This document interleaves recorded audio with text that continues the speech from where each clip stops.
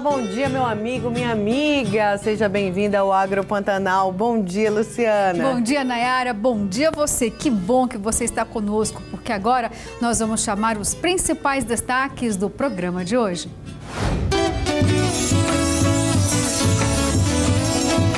Polêmica, projeto de zoneamento socioambiental volta a ser debatido por entidades e também pela Assembleia Legislativa de Mato Grosso. Cobramos isso das autoridades, tanto do Parlamento quanto do Poder Executivo, seja feita de maneira isenta e observando o conhecimento técnico-científico. Produtor inimigo do fogo. Queimadas prejudicam produção em Mato Grosso e a ProSoja cria cartilha orientativa. Vamos falar novamente sobre energia, principalmente sobre a taxação da energia solar. A nossa entrevista no Papo com Café será com o presidente da CPI da Energisa, o deputado Carlos Avalone. Cúpula do Clima. Presidente Jair Bolsonaro faz promessa de acabar com o desmatamento até 2030. E aquela receitinha saborosa para você agradar todo mundo aí na sua casa ou na fazenda.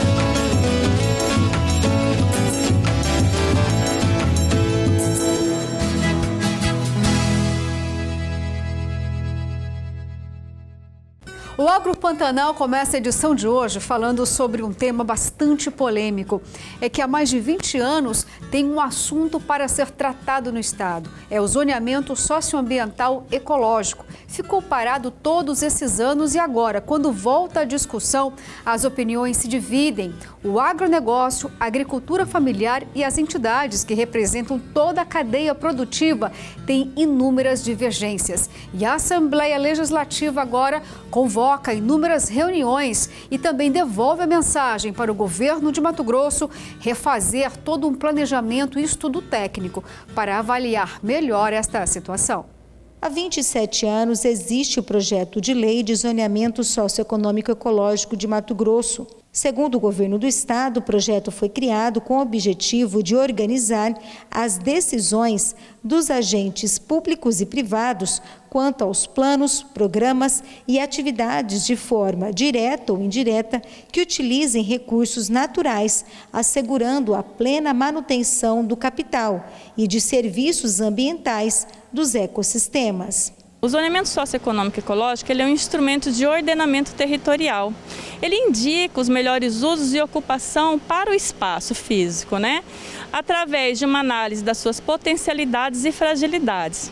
Então, isso não é uma prerrogativa apenas do governo do estado, Existe uma imposição federal, um conjunto de instrumentos normativos que obrigam todos os estados da federação a elaborar o zoneamento socioeconômico ecológico. Somente no ano de 2004, o projeto foi encaminhado para a Assembleia Legislativa. No entanto, na época, os deputados estaduais fizeram alguns questionamentos e o projeto precisou voltar para a fase de análise. O governo do estado, em 2004, fez a primeira proposta de zoneamento, encaminhou para a Assembleia Legislativa apreciar. A Assembleia Legislativa apontou que haveria possibilidade de algumas inconsistências. O governo do estado retirou esse documento justamente para ter um documento imparcial, conciso e de confiança. Contratou a própria Embrapa Solos de uma forma bastante independente para fazer uma análise desse diagnóstico socioeconômico ecológico e, por fim, do próprio projeto de lei para ver se haveria alguma inconsistência. Ao final dessa análise, a Embrapa Solo, inclusive, recomendou, dizendo que o documento é um documento bastante conciso cientificamente.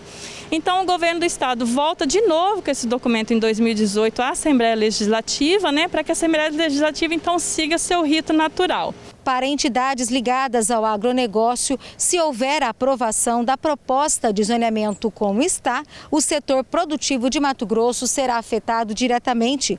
Cerca de 1.080.000 hectares de área de agricultura poderá se tornar inviável economicamente para o cultivo. A proposta atingirá projetos de expansão econômica para o estado, como, por exemplo, a construção de ferrovias. Ela afeta 78% dos atuais projetos de logística no estado.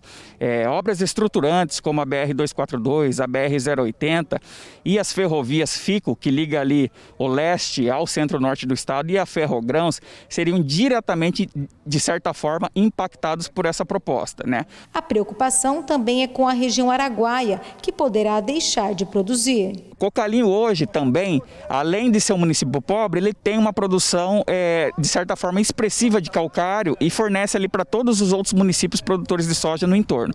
A proposta atual de 2018 do zoneamento, ela também vai privar essa produção de calcário ali na região de Cocalinho. Já para a Associação dos Criadores de Mato Grosso, o projeto atual está defasado e há análises que apontam que aproximadamente 80% da pecuária de Mato Grosso poderá ser afetada. Portanto, a Acrimate, ela soma com os produtores rurais, está atenta a isso, está participando, exatamente observando o seu estatuto, a obrigação de representar tecnicamente os seus associados. Estamos fazendo isso e temos convicção que nós vamos contribuir ainda muito proximamente para fazer dessa peça, as peças que estão em consulta pública e que poderão ir para a Assembleia Legislativa melhor, de forma tal que a gente possa garantir no verdadeiro conceito de sustentabilidade socioeconômico e ecológica,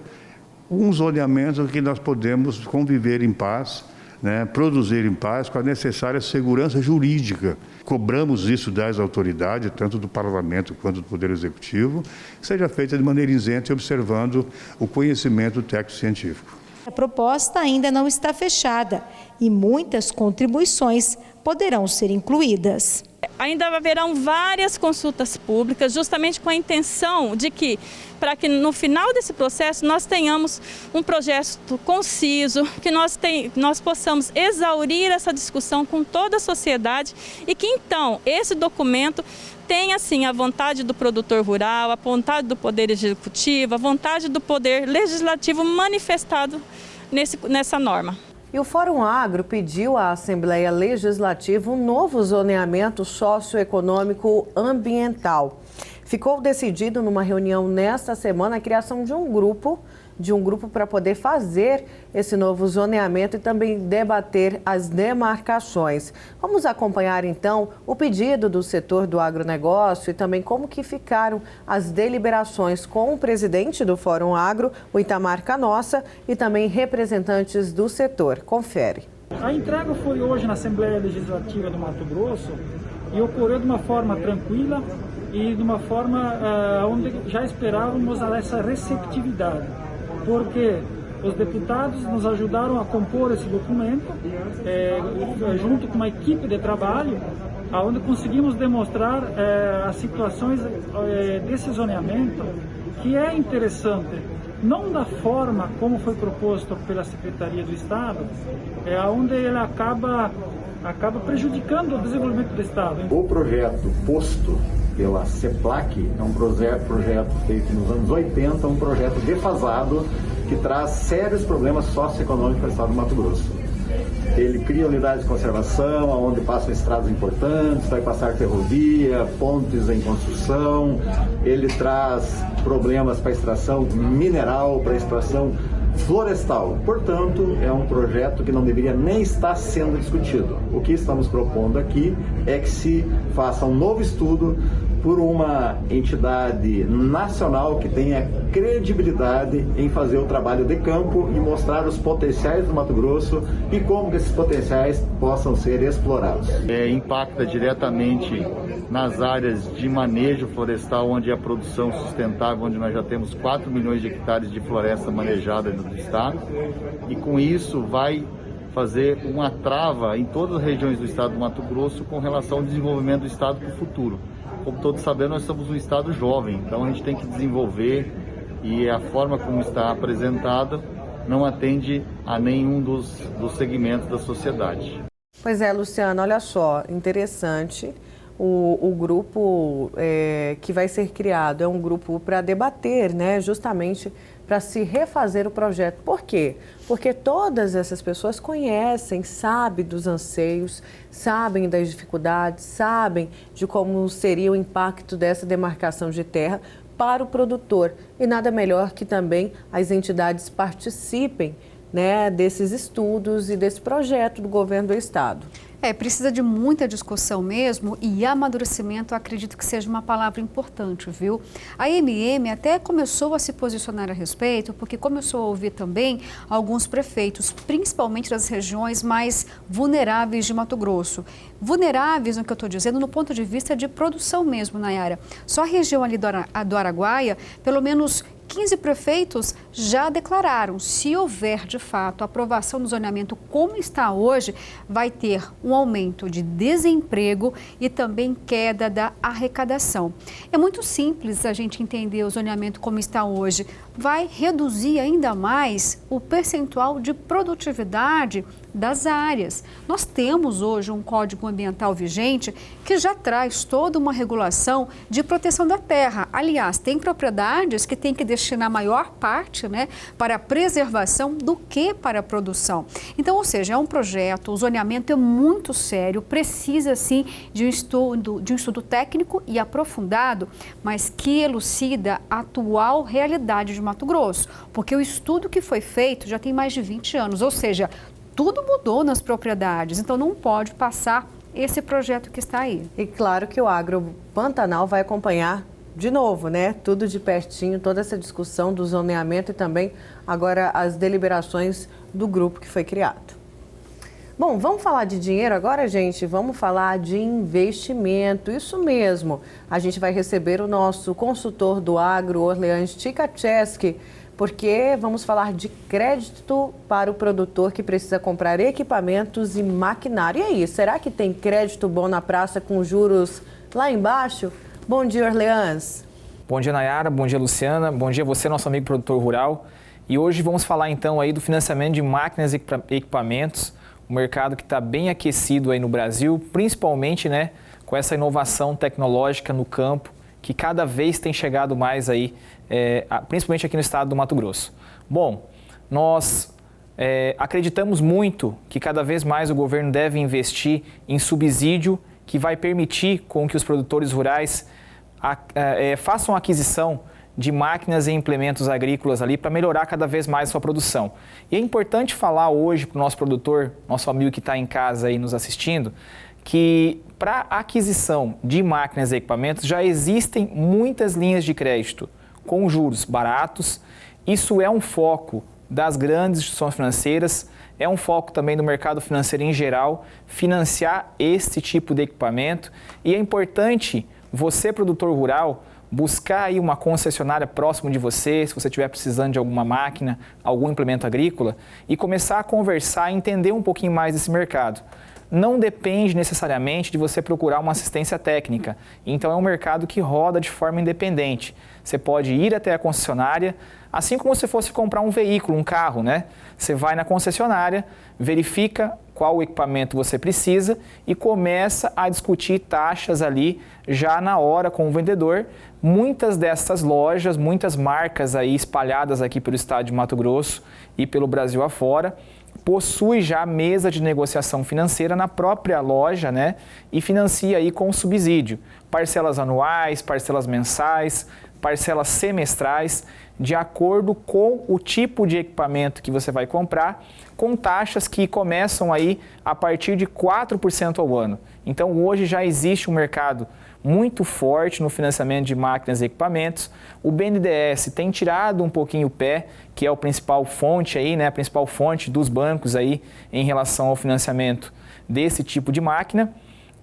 Porém, a gente espera aí que no próximo semestre o BNDES volte a financiar muitos equipamentos e comece a ter muito mais dinheiro no mercado disponível. Então, se você é produtor rural, precisa inovar aí na sua fazenda, no seu sítio, na sua chácara, busque aí um fornecedor próximo de você, vá fazendo a sua cotação, vá estudando a melhor proposta financeira, pega esse orçamento, leva no seu banco, leva na sua cooperativa de crédito e começa a calcular, porque muitas vezes esse equipamento pode ajudar você a aumentar a sua produção e esse aumento da sua produção pode pagar a parcela do equipamento. Agora, Orleans, já tem um termômetro? Esse setor está aquecido? O que eu quero saber é o seguinte, o produtor está com medo de buscar uma linha de crédito, um financiamento, porque os outros setores da economia, por conta da pandemia, está com uma restrição aí de crédito ou está com medo mesmo de um endividamento. A gente tem já uma resposta se nesse momento quem produz alimento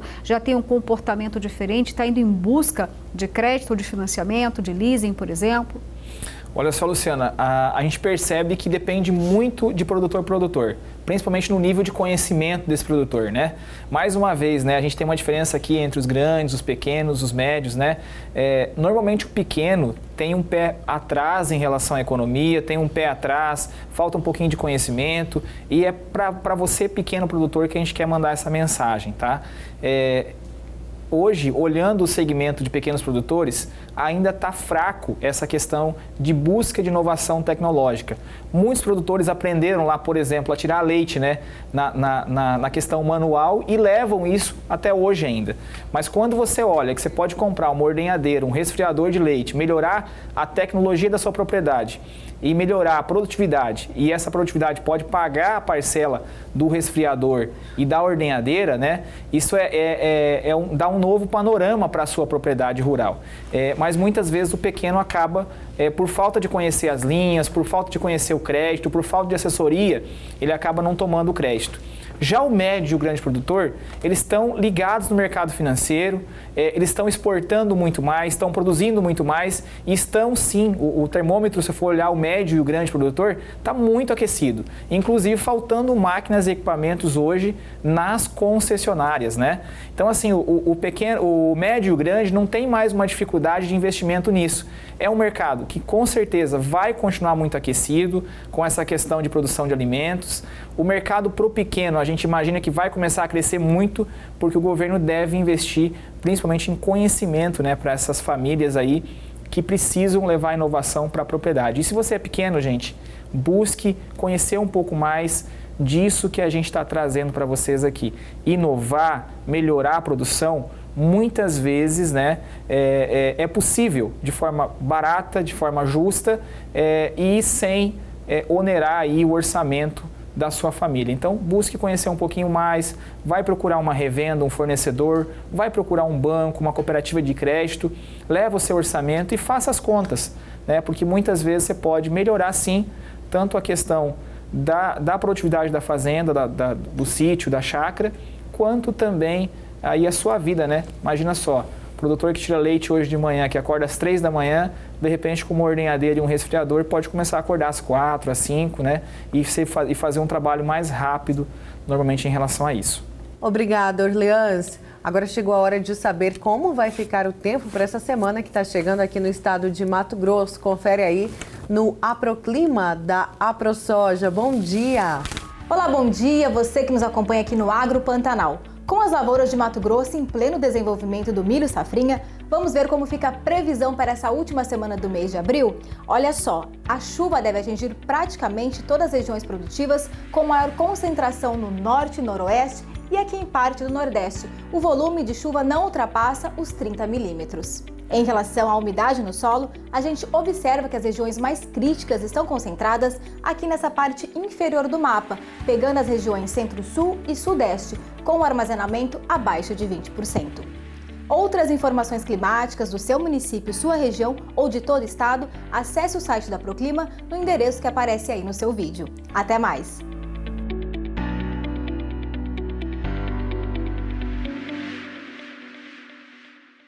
E a gente vai para um rápido intervalo, mas voltamos daqui a pouquinho, hein?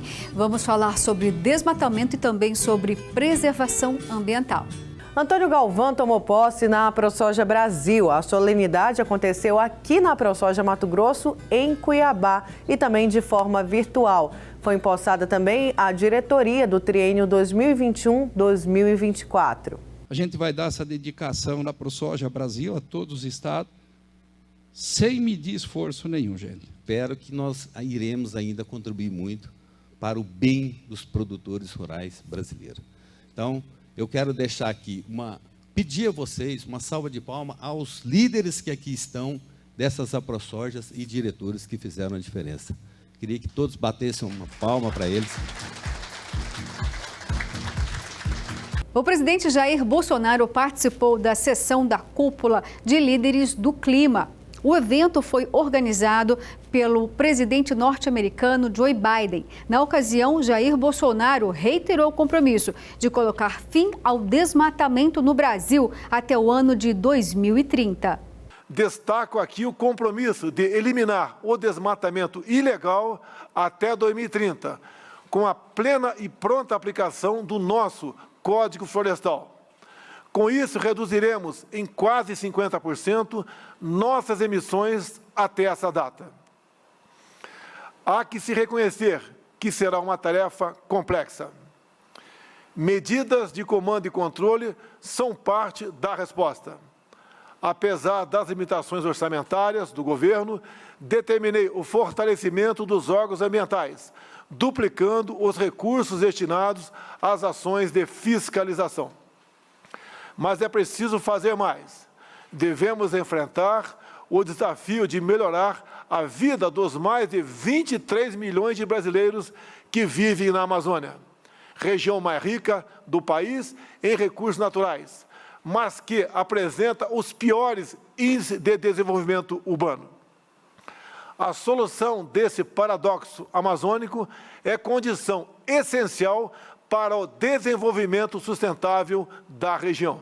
E em encontro online, governadores que integram o consórcio da Amazônia Legal enviaram e assinaram uma carta ao presidente norte-americano Joe Biden, visando aí um compromisso coletivo de preservação ambiental e também criação de políticas ambientais. Confira. O governador Mauro Mendes se reuniu com outros governadores que compõem o consórcio interestadual da Amazônia Legal para juntos traçarem um plano de trabalho em conjunto com os Estados Unidos, baseado em uma política ambiental com foco em sustentabilidade. Na reunião online também estava presente o embaixador dos Estados Unidos no Brasil, Todd Shepman. Vários assuntos relacionados à sustentabilidade, economia verde foram discutidos no encontro, que resultou em uma carta assinada pelos chefes de estados, documento que será encaminhado ao presidente americano Joe Biden. É com muita alegria que a gente vê que nesta nova etapa da política americana, os problemas do clima, os problemas ligados ao aquecimento global, os acordos outrora firmados, eles voltam a ter importância, porque isso e disso que nós estamos falando é aquilo que tem muito a ver com o futuro do planeta, com o futuro da nossa humanidade. Aqui no nosso país, o Brasil, que é detentor de grandes ativos ambientais, a floresta amazônica é hoje um dos maiores patrimônios que a humanidade tem, mas que é nossa, que é do nosso país e que está sob a nossa responsabilidade. Na carta que será encaminhada ao presidente americano, os gestores destacaram os compromissos firmados no Acordo de Paris. Então nós, estados brasileiros que assinamos essa carta, liderada por muitos, nós queremos estar junto com os Estados Unidos e junto com qualquer país, qualquer nação, qualquer estado, qualquer cidadão que possa, de alguma forma, fazer uma nova política ambiental ou reforçar os princípios de uma política ambiental para criar cada vez mais e tornar cada vez mais verdadeira e real o sentido da economia verde, de uma economia de baixo carbono e construir os princípios, os conceitos da sustentabilidade. Senhoras e senhores governadores, por favor, vamos encontrar novas maneiras de trabalhar, vamos ver esse desafio como grande oportunidade econômica, porque eu acho que o Brasil realmente pode ser, se não uma superpotência ambiental, eu acho que o Brasil pode ser a superpotência mundial na área do ambiente.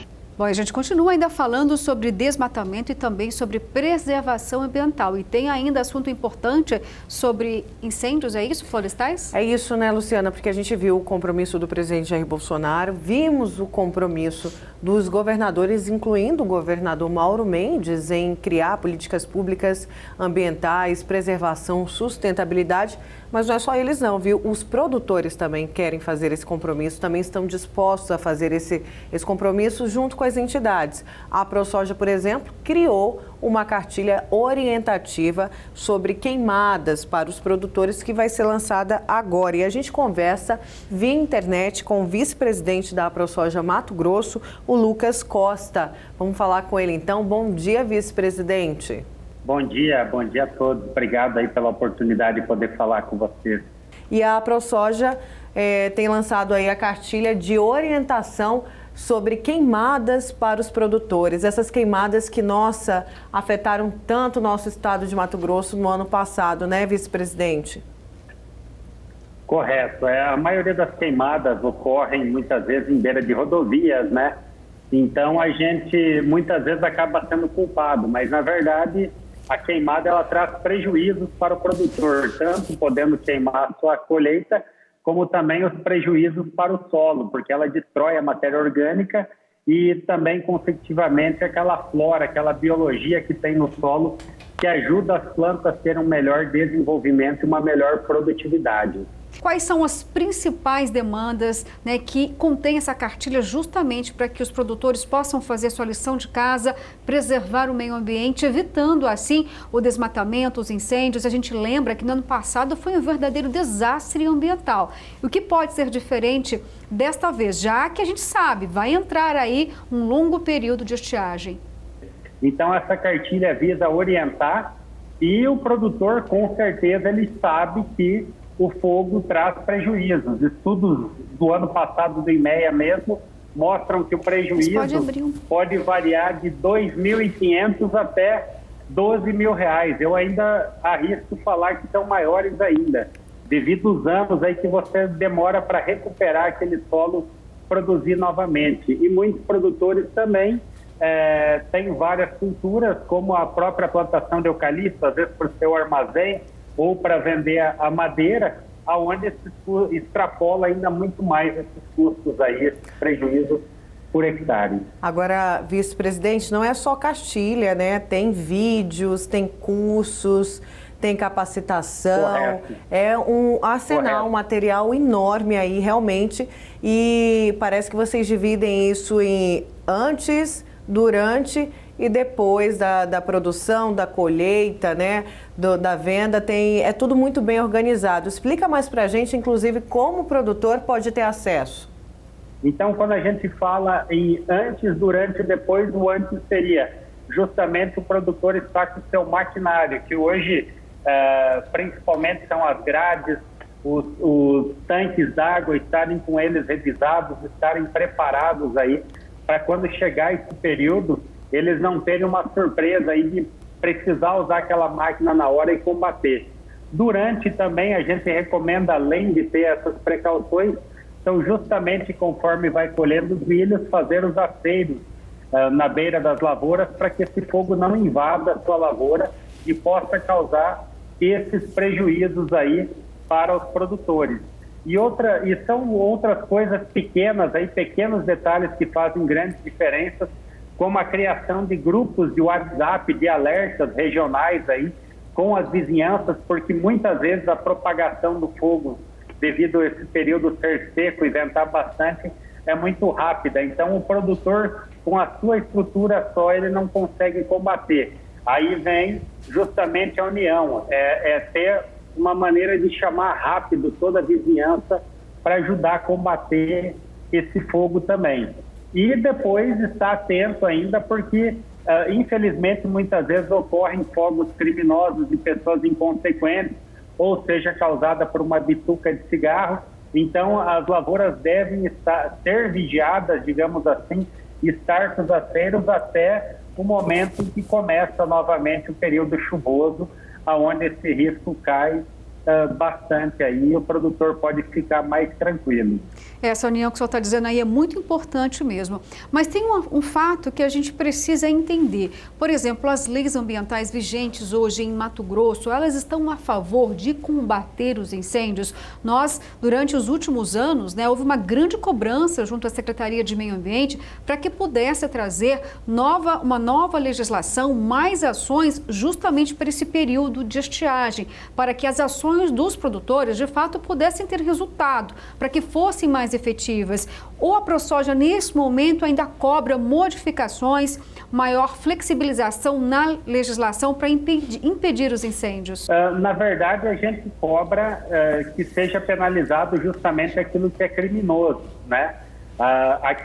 O produtor, como eu falei antes, não é a intenção dele causar fogo. O único momento que o produtor hoje utiliza do fogo é naquele momento do desmate ou da limpeza de uma área, e para isso, em primeiro lugar, ele deve estar de acordo com a nossa lei ambiental, o nosso código florestal aí, e também o produtor deve ter as suas licenças. Ele estando com a licença, não tem problema nenhum, não é crime. Já na lavoura que o produtor produz, de forma alguma no Mato Grosso se coloca fogo, bem pelo contrário, o produtor visa fazer cada vez mais palhada no solo, porque isso vai ajudar com que a temperatura do solo seja menor, então as plantas desenvolvem melhor sua raiz e o produtor atinge uma melhor produtividade. O que a ProSoja tem trabalhado, sim, e acho que todos os produtores defendem, é combater a ilegalidade. Isso sim nós somos contra. Mas nós temos aí o nosso Código Florestal, que é o mais rígido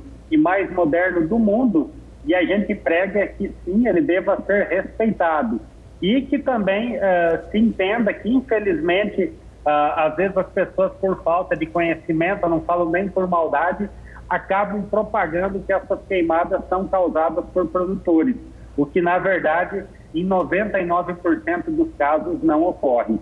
Muito obrigada, vice-presidente da ProSoja Mato Grosso, Lucas Costa. Então, assunto importante, né, Luciana? Compromisso de preservação ambiental, de término do desmatamento e também controle das queimadas do presidente, dos governadores e, claro, de quem é mais afetado, dos produtores. Todo mundo tem que fazer a sua parte, né? Porque também não basta depois os outros países, né, criticarem novamente o Brasil, como o nosso país foi muito criticado nos últimos anos, principalmente pelos países europeus e até mesmo pelos Estados Unidos, né? Como se todos os outros países do mundo fossem um exemplo ambiental de preservação, e a gente sabe que isso não é verdade, mas o Brasil não está isentado não de fazer a sua parte. Com certeza, sempre teve uma política ambiental no nosso país, a verdade precisa ser dita, mas é possível trabalhar ainda mais a sustentabilidade? É claro que é, então todos têm que fazer a sua parte. E é bom que tenha essa união mesmo diplomática, Isso né? que eu ia falar, o caminho é esse, né? Já falava o ditado, a união faz a força.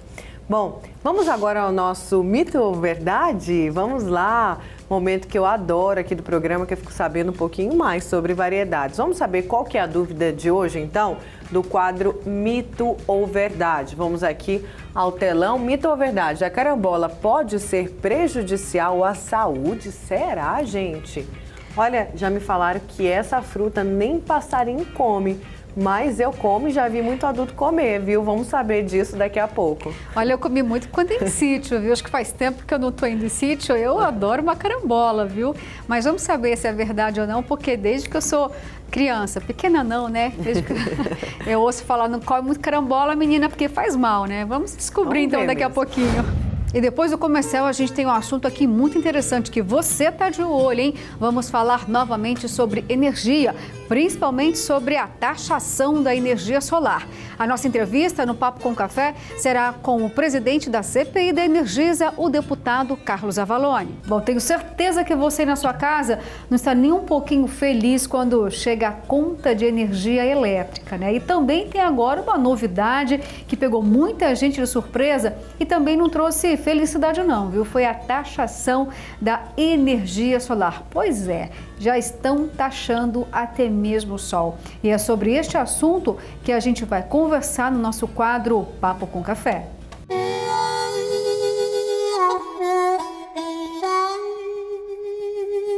E no Papo com Café de hoje, a gente conversa com o relator da CPI da Energisa na Assembleia Legislativa, o deputado Carlos Avalone. Bom dia, deputado, tudo bem? Bom dia, é um prazer estar falando com vocês, Nayara e Luciana.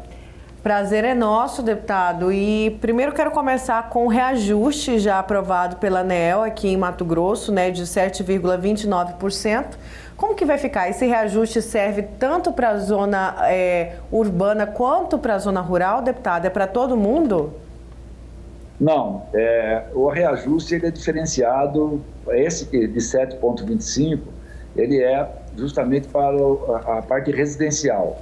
A parte industrial, comercial, ela é mais caro. Ela vai chegar, em média, a 8,9%, o que é um reajuste extremamente alto. Então, significa que nós vamos ter setores como a indústria e o comércio pagando um reajuste aí de 9 ponto alguma coisa, o que é insustentável para esse momento que nós estamos passando de pandemia, de empresas fechadas, de casas, você tendo que ficar dentro de casa sem poder trabalhar muitas vezes e ainda tendo um reajuste na ordem de 7,25%. E ainda falando sobre energia elétrica, a população matogrossense vive se perguntando, deputado, qual foi o resultado da CPI da Energisa? O senhor que é relator e a gente ficou sem saber. As oitivas aconteceram, teve um start de fato essa investigação. À época, por exemplo, o PROCON trouxe números bastante importantes para subsidiar as queixas dos consumidores, principalmente naquela dúvida, será que a Energisa acaba cobrando muito mais da conta? Existem aí muitas divergências, muitos problemas e até agora a sociedade matogrossense não tem resposta.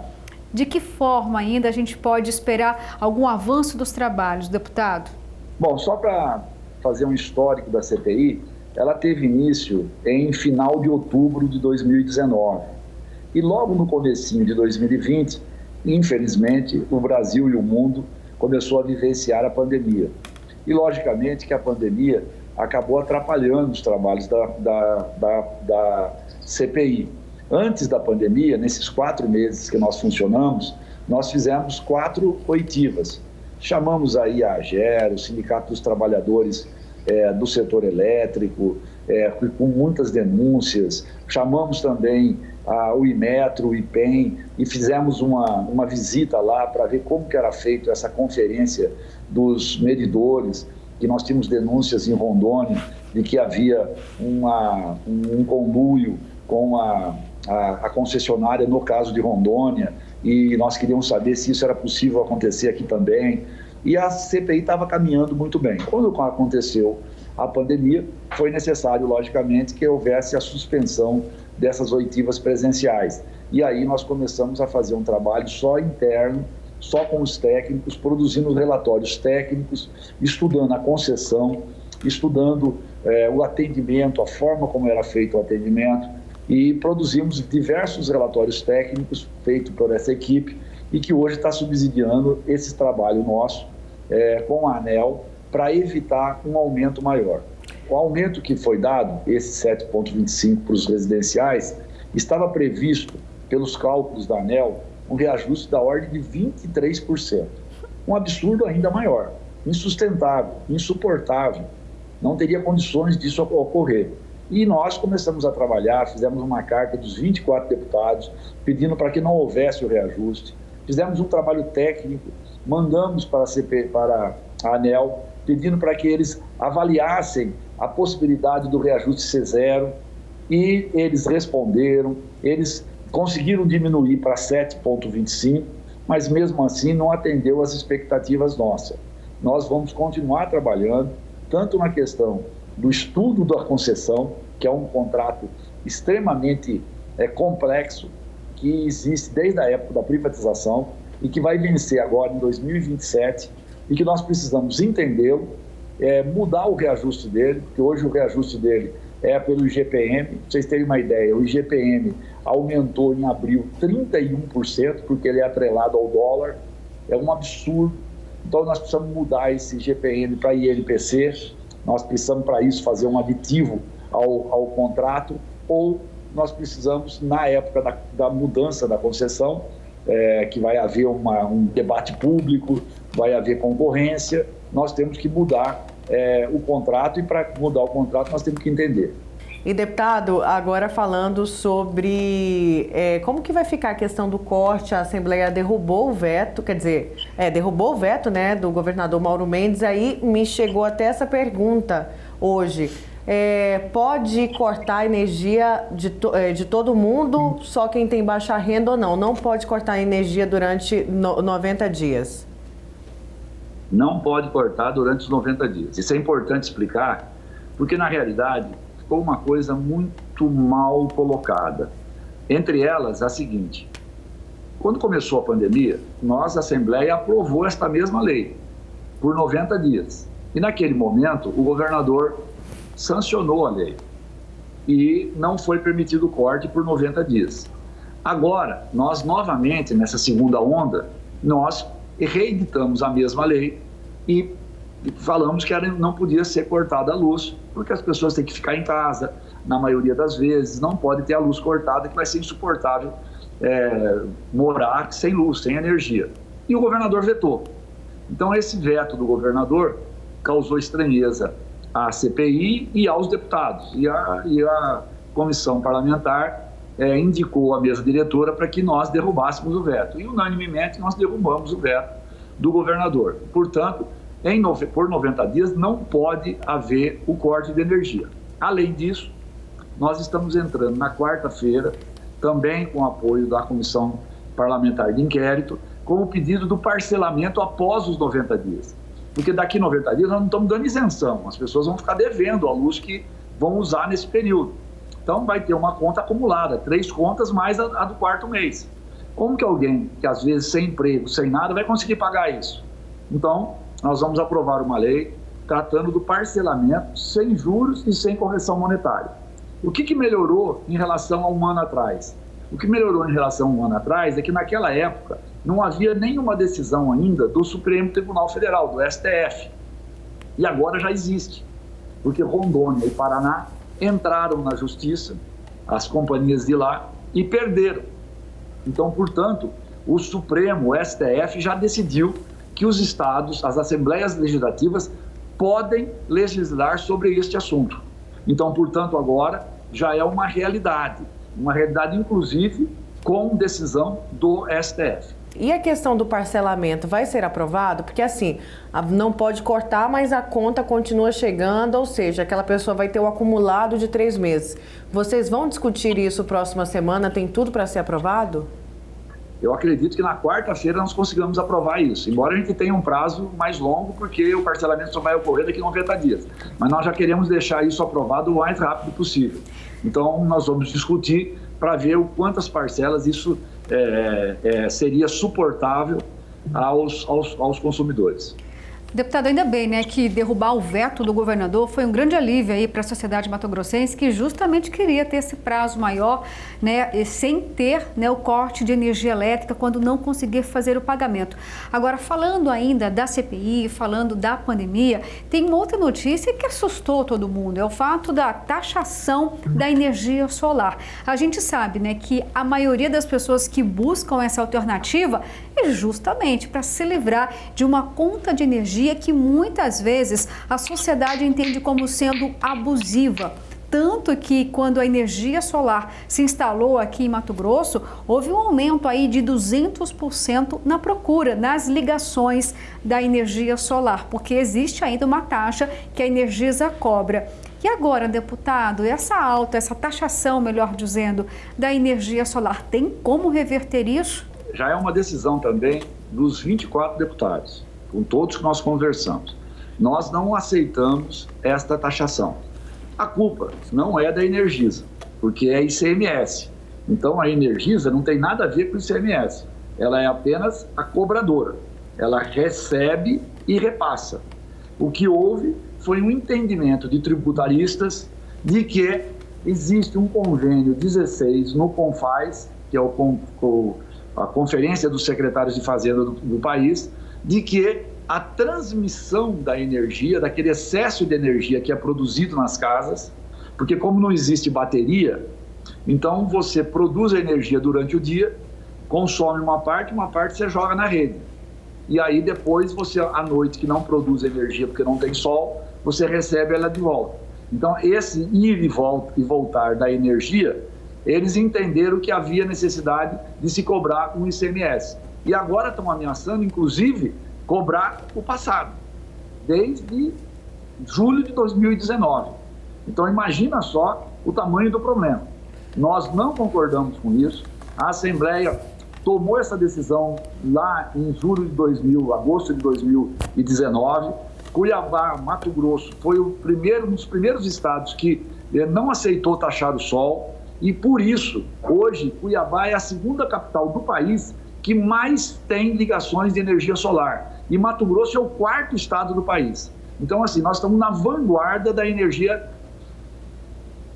solar. E nós não vamos aceitar essa taxação. O que nós fizemos? Nós convocamos o secretário da Fazenda para que amanhã, na segunda-feira, ele esteja na Assembleia para que ele explique o porquê dessa mudança de atitude, porquê essa informação da cobrança desse ICMS e o que precisa ser feito para que ela não seja cobrada, porque a Assembleia não concorda com essa taxação. Mas o senhor acha possível derrubar, porque isso vai desestimular totalmente o setor, né, deputado? A gente lembra de quando o governo quis taxar as energias renováveis, fez o compromisso de que não faria isso, justamente para fomentar o setor. E aí, quem começou a investir na energia solar, quem trocou, vai sair perdendo e muito.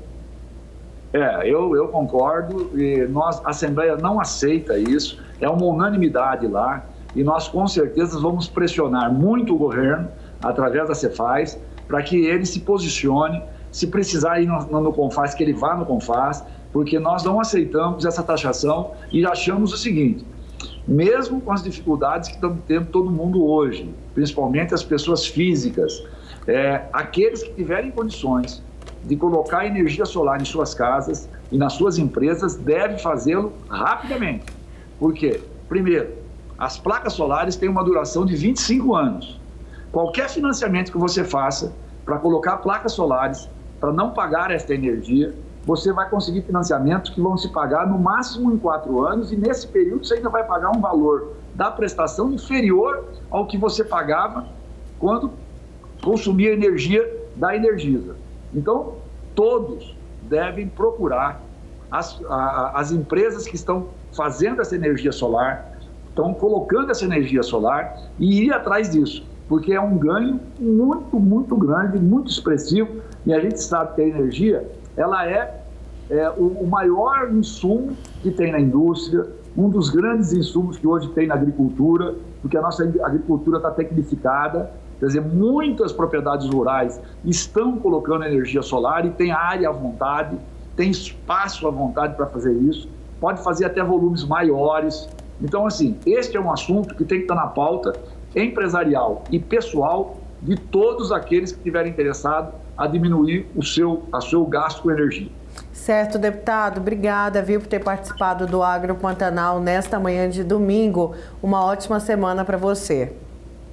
Olha, eu que agradeço a vocês, e como vocês sabem também, eu sou presidente da Comissão de Meio Ambiente, fui reeleito agora, e para o Pantanal nós vamos ter que trabalhar muito para não acontecer o mesmo desastre que aconteceu no ano passado.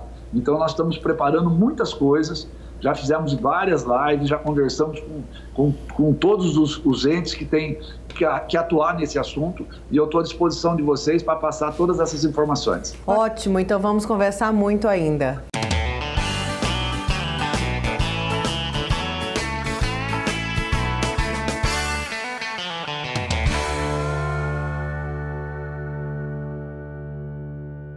E agora é hora daquela receita muito prática e fácil. Vamos então conferir? Tenho certeza aí que você vai adorar.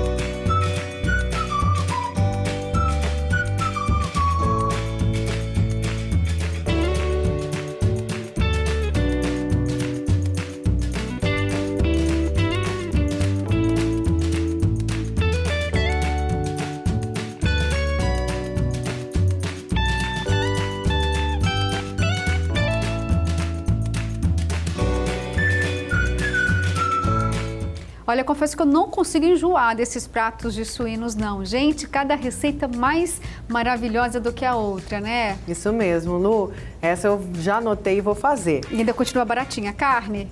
Continua. Melhor que a bovina, né? Pois é. Uma das melhores aí em preço. E tem que alternar, né? Justamente para poder conseguir comer de tudo. Gente, vamos antes de encerrar para a resposta do nosso quadro Mito ou Verdade? Olha aqui, a carambola pode ser prejudicial à saúde? E aí? Verdade. Olha só, sabe que no intervalo meu pai me mandou uma mensagem, Lu, e ele é paciente renal crônico. Faz hemodiálise. Falou que a carambola, quando ele comeu 2, foi quando ele internou e descobriu que já estava com o rim quase colapsado. Ou seja, a carambola acabou afetando mais ainda e levando ele um pouquinho mais cedo para a hemodiálise, infelizmente. Pois é, que pena, né? Olha só, muita gente desconhece esse fato, viu? Mas é que a carambola, ela tem uma substância que chama caramboxila e ela, de fato, é muito prejudicial para pessoas, assim como seu pai, Nayara, que infelizmente tem problema renal.